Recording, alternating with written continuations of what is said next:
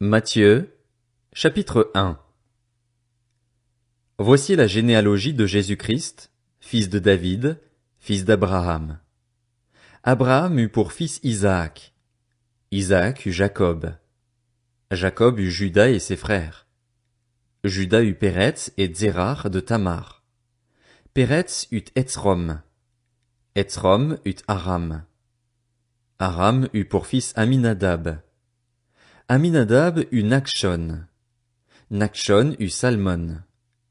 Salmon eut Boaz de Rahab.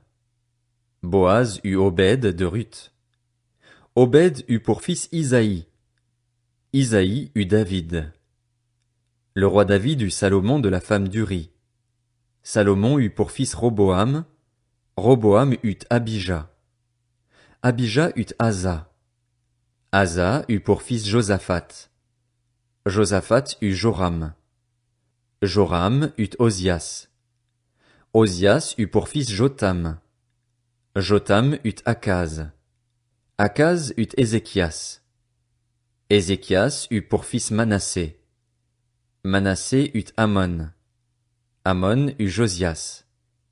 Josias eut pour descendant Jéconias et ses frères, à l'époque de la déportation à Babylone.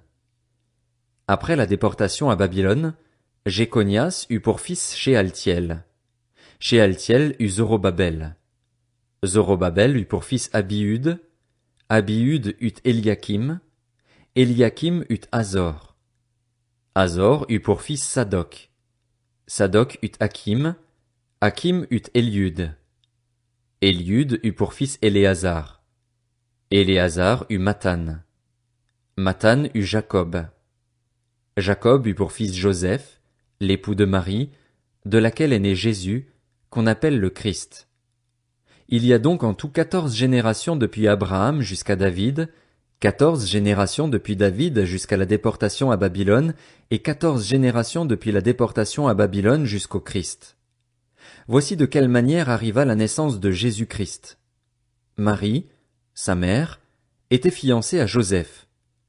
Or, avant qu'ils aient habité ensemble, elle se trouva enceinte par l'action du Saint-Esprit.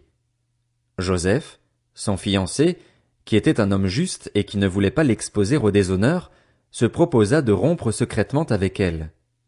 Comme il y pensait, un ange du Seigneur lui apparut dans un rêve et dit: « Joseph, descendant de David, n'aie pas peur de prendre Marie pour femme, car l'enfant qu'elle porte vient du Saint-Esprit. Elle mettra au monde un fils et tu lui donneras le nom de Jésus, car c'est lui qui sauvera son peuple de ses péchés. » Tout cela arriva afin que s'accomplisse ce que le Seigneur avait annoncé par le prophète. La Vierge sera enceinte. Elle mettra au monde un fils et on l'appellera Emmanuel, ce qui signifie Dieu avec nous.